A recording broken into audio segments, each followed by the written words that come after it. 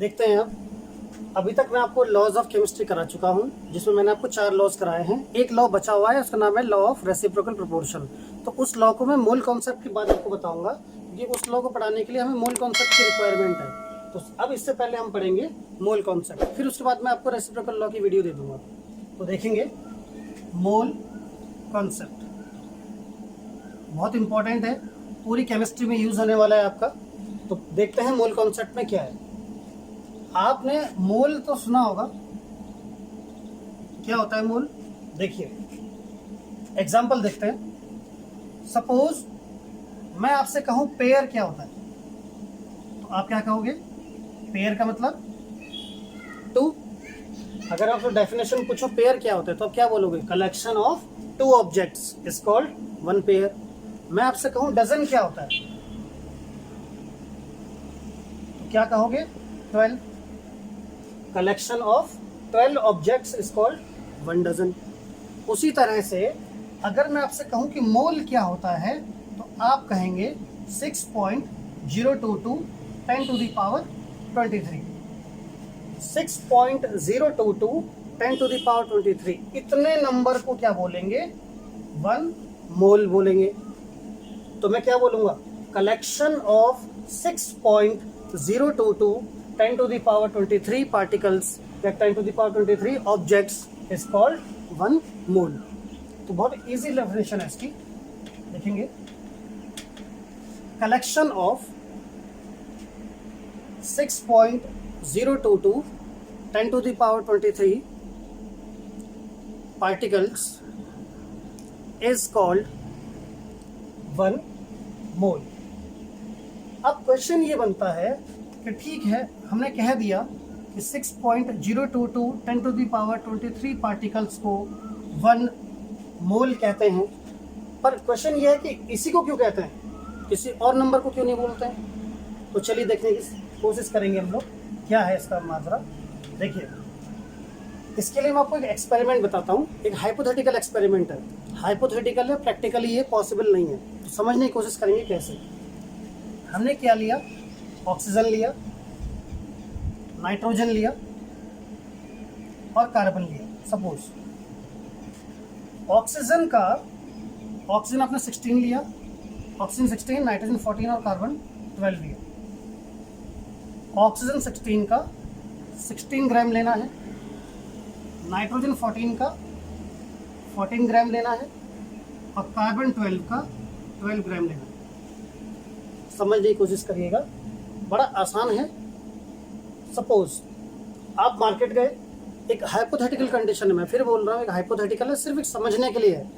क्या कह सकते हैं कि ऑक्सीजन, आप मार्केट गए, आपने एक पैकेट में या एक बैग में आपने O16 लिया, कितना लिया? 16 ग्राम लिया। N14 कितना लिया? 14 ग्राम लिया। और कार्बन 12 कितना लिया? 12 ग्राम है। और आप घर आ गए, घर आकर के बैग खोला आपने, सबसे पहले इसको और इसके एक एक एटम को बाहर निकाल रहे हो। 1 एटम, फिर 2 एटम, फिर 3 एटम, फिर 4 एटम। तो जो नंबर ऑफ एटम होंगे ना, कि कितने एटम निकलेंगे, 10 निकलेंगे, 12 निकलेंगे, 15 निकलेंगे, 20 निकलेंगे, तो वो कितने निकलेंगे? 6.022 10 टू द पावर 23। नाइट्रोजन 14 के 14 ग्राम लेंगे तो वहां भी कितने निकलेंगे? इतने ही पार्टिकल निकलेंगे। और कार्बन 12 के 12 ग्राम लेंगे तो वहां पर भी कितने निकलेंगे? इतना ही पार्टिकल निकलेंगे। इसलिए इसको क्या बोलते हैं? 1 मोल कहते हैं। अब फिर एक क्वेश्चन बनता है, अभी आपके पास 11th की बुक नहीं होगी, लेकिन 11th की बुक में अगर आप देखोगे तो उसमें डेफिनेशन लिखी हुई है, या कहीं बुक्स में पढ़ा भी होगा आपने, कि the number of particles present in 12 gram of C12। 12 ग्राम किसका? C12 का 12 ग्राम लेना है, उसमें नंबर ऑफ पार्टिकल काउंट करो, जितने पार्टिकल हैं उसे क्या बोलेंगे? 1 मोल। तो डेफिनेशन थोड़ा अजीब सी नहीं है ये, कि मैं आपसे पूछूं कि आपका नाम क्या है और आप बोलोगे कि मेरे घर में जाओ, मेरे पापा आएंगे, उनकी बेटी का नाम, जो नाम उसका होगा वही नाम मेरा होगा। तो डेफिनेशन थोड़ा अजीब सी है कि कार्बन 12 के 12 ग्राम लो, उसमें जितने पार्टिकल हैं उसको 1 मोल बोल दो। इससे अच्छा हम डायरेक्ट बोल देंगे कि इस पार्टिकल, इसको क्या बोलेंगे? 1 मोल। तो क्वेश्चन ये बनता है कि जितने बुक्स में आपने देखा होगा उसमें कार्बन 12 ही लिखा हुआ है, कहीं नहीं लिखा हुआ है कि number of particle present in 14 gram of N14। 14 ग्राम के N14 में जितने पार्टिकल हैं, या O16 के 16 ग्राम में जितने पार्टिकल हैं, ये वाला नहीं लिखा हुआ है। कारण क्या है कि जो ऑक्सीजन का एटॉमिक मास है ना, वो एग्जैक्ट 16 नहीं है, वो 15 पॉइंट समथिंग है, एग्जैक्ट नहीं है। इसका मतलब ऑक्सीजन के 16 ग्राम में एग्जैक्टली इतने पार्टिकल्स नहीं होंगे, इससे थोड़ा सा ज़्यादा होंगे।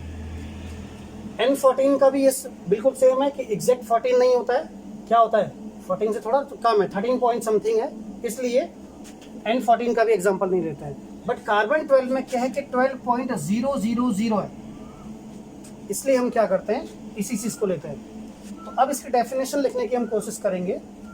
एक डेफिनेशन तो मैं आपको पहले बता चुका हूँ, अब एक और डेफिनेशन है, उसको लिखिए।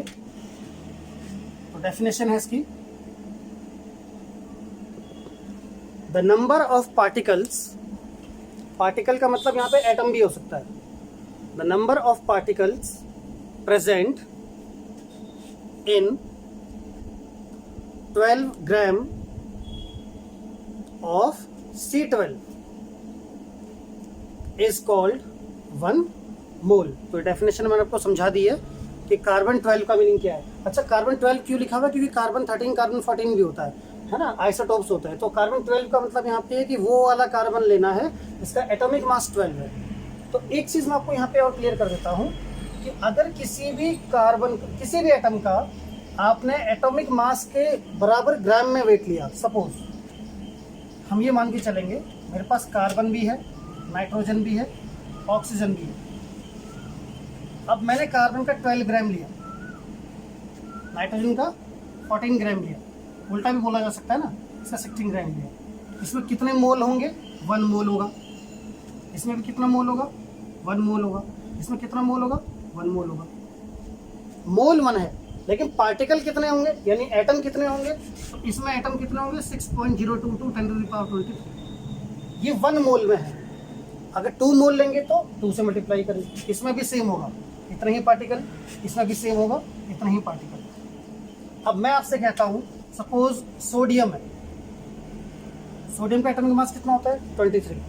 मैंने आपसे कहा कि आपके पास 46 ग्राम सोडियम है और इसमें नंबर ऑफ पार्टिकल बताइए कितने हैं। तो क्या आंसर होगा?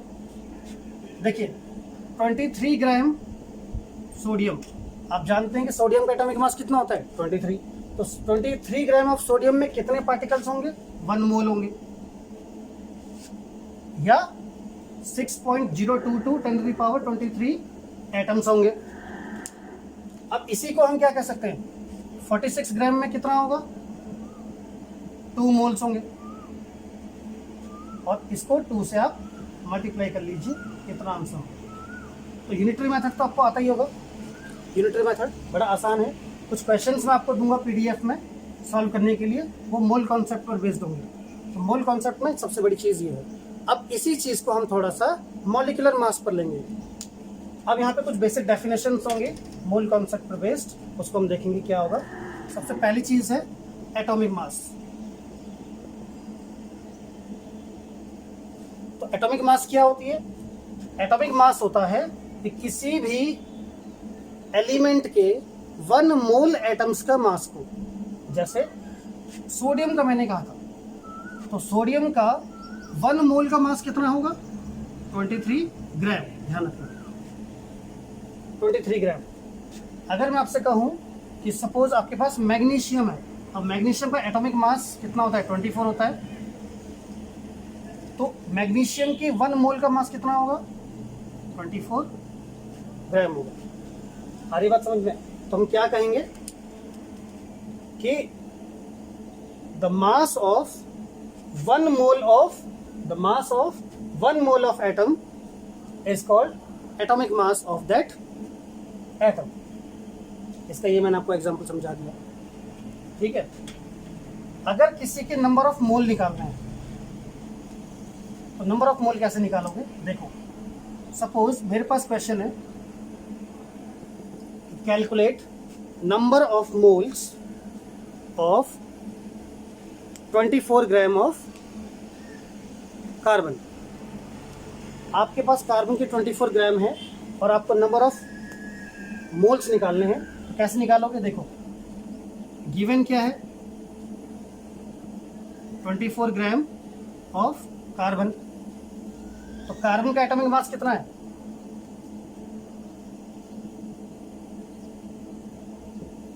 12 है।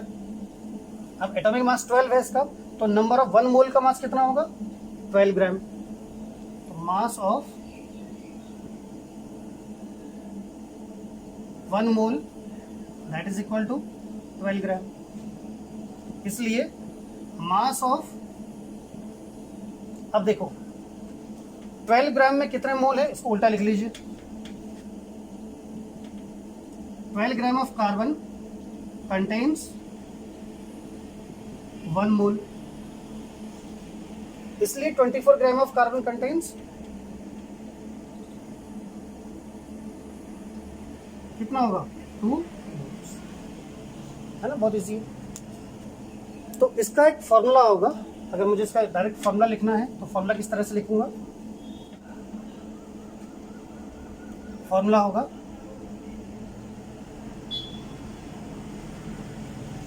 Number of moles equal to weight in gram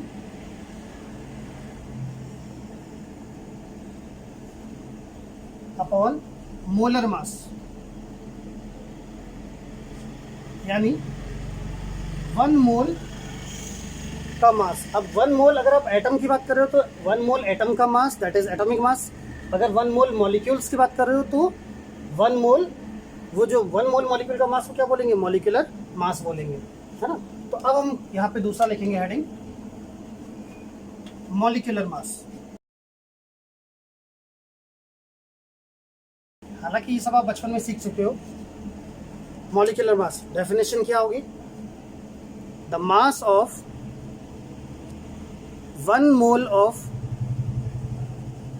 molecules of any substance is called molecular mass। इसका एग्जाम्पल देखेंगे, जैसे आपके पास H2O है, तो H2O में क्या करेंगे कि अच्छा एक चीज और बताता हूं कि किसी एक मॉलिक्यूल में एक एलिमेंट के जितने एटम होंगे, यहाँ पे हाइड्रोजन का कितना एटम है? 2, ऑक्सीजन का कितना एटम है? 1, और ये 3 एटम, 2 एटम हाइड्रोजन के, 1 एटम ऑक्सीजन का कंबाइन हो रहा है और इससे बन रहा है 1 मॉलिक्यूल। तो एक मॉलिक्यूल को फॉर्म करना है तो 3 एटम्स कंबाइन हो रहे हैं, ठीक है ना। तो इसको जो यहाँ पे एक हाइड्रोजन के 2 एटम हैं, ये 2 यहाँ पे हाइड्रोजन की क्या होगी? एटोमिसिटी होगी। एटोमिसिटी क्या होती है कि किसी एक मॉलिक्यूल में किसी एक एलिमेंट के जितने नंबर ऑफ एटम होंगे। जैसे एग्जांपल और बताता हूँ आपको, H2SO4, तो हाइड्रोजन की एटोमिसिटी 2, सल्फर की एटोमिसिटी 1, ऑक्सीजन की एटोमिसिटी 4। जैसे यूरिया का फॉर्मूला देखते हैं, NH2CO NH2, तो N की एटोमिसिटी कितनी होगी? यहाँ पे देखो, यहाँ पे 2 एटम N है, तो N की एटोमिसिटी 2 हो जाएगी। हाइड्रोजन की एटोमिसिटी 4 हो जाएगी, 2 + 2 4। कार्बन की एटोमिसिटी 1 और ऑक्सीजन की एटोमिसिटी 1। तो अगर मुझे इनका मोलर मास निकालना है या मॉलिक्यूलर मास निकालना है, तो आप जानते हैं कि 1 हाइड्रोजन का इंटू 2, क्योंकि 2 हाइड्रोजन है प्लस 1 ऑक्सीजन है, टोटल इक्वल टू 18 ग्राम। अच्छा, मॉलिक्यूलर मास लिखेंगे तो मॉलिक्यूलर मास के लिए U लिखेंगे या AMU लिखेंगे, आपकी मर्जी है। बट अगर आपसे कोई कहता है कि 1 मोल H2O का मास कितना होगा, तो अगेन कितना होगा? 18 ग्राम, जैसे मैंने आपको समझाया। अभी 2-4 में क्वेश्चंस और आपको दे दूंगा PDF में, तो आपको समझ में आ जाएगा किस तरह से करना है। तो दूसरा एग्जांपल लेते हैं, जैसे NH2CO NH2,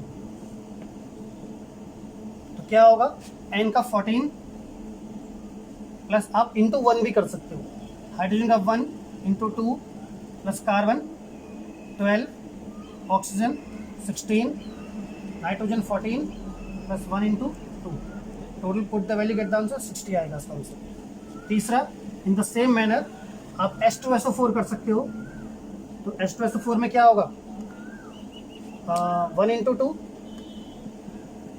सल्फर का 32 होता है, ऑक्सीजन का 16 × 4, ये इक्वल टू कितना हो जाएगा 98 64 यू लिख लीजिए या AMU लिख लीजिए, आपकी मर्जी है। तो ये मॉलिक्यूलर मास। अब देखो, अगर एक मोल का मास कितना होता है, जितना उसका एटॉमिक मास है। अगर ग्राम में बात करूं, यूनिट ग्राम अगर होगी, तो एक मोल एटम का मास कितना होगा, जितना उसका एटॉमिक मास है। उसी तरह से एक मोल मॉलिक्यूल का मास कितना होगा, जितना उसका मॉलिक्यूलर मास है। देखिए,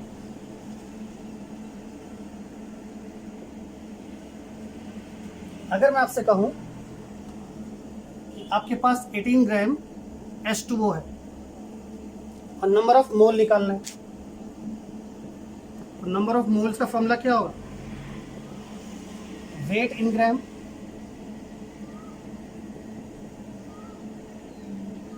अपॉन मोलर मास। आप डायरेक्ट इससे कर सकते हो फॉर्मूला। अगर आपको सपोज कोई कहे कि 15 मोल आपके पास H2O है, 15 मोल्स ऑफ H2O प्रेजेंट है और वेट निकालो, तो आप वेट भी निकाल सकते हो, है? तो कितना होगा, नंबर ऑफ मोल्स मुझे निकालने हैं, तो नंबर ऑफ मोल्स मुझे निकालना है, कैसे होगा, वेट इन ग्राम, कितना वेट है 18 ग्राम है। अब हाइड्रोजन कैसे निकालेंगे, 1 × 2 + 16 दैट इज इक्वल टू 18/18, कितना हो गया 1 मोल, ये आंसर। तो मैंने कहा था ना 1 मोल। आगे देखिए,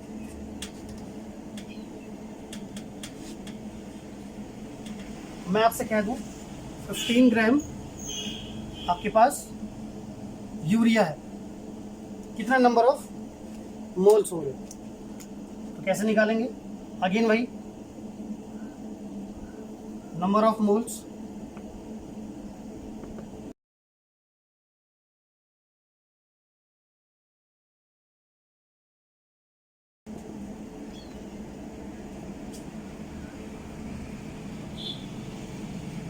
यूरिया का फॉर्मूला क्या होगा, यूरिया का फॉर्मूला देख लीजिए, NH2CO NH2। ये टेंशन लेने वाली बात नहीं है, सारे फॉर्मूले मैं आपको बता दूंगा, धीमे धीमे आपको फॉर्मूला बनाना भी सिखा दूंगा कि फॉर्मूला बनता कैसे। इसको रटना नहीं चाहिए, इसको फॉर्मूला बनाने की ट्रिक होती है। तो फॉर्मूला बनाने की ट्रिक के ऊपर मैं एक अलग सी वीडियो बनाऊंगा, आपको फिर बता दूंगा।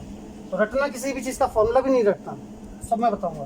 तो NH2 का कितना होगा, मैंने इससे पहले मैं करा चुका हूँ, 60 होता डायरेक्ट, आप कैलकुलेट भी कर सकते हैं। तो ये होगा 14 + 1 × 2 + 12 + 16 + 14 + 1 × 2 दैट इज इक्वल टू 15/60 हो जाएगा 1/4 दैट इज 0.25 मोल्स। तो ये इसका आंसर है, इस तरह से हम इसको कर सकते हैं। अभी मूल कॉन्सेप्ट के ऊपर एक और वीडियो मैं डालूंगा, जिसमें 2-3 न्यूमेरिकल आपको करा दूंगा, तो आपको समझ में आ जाएगा, ठीक है ना।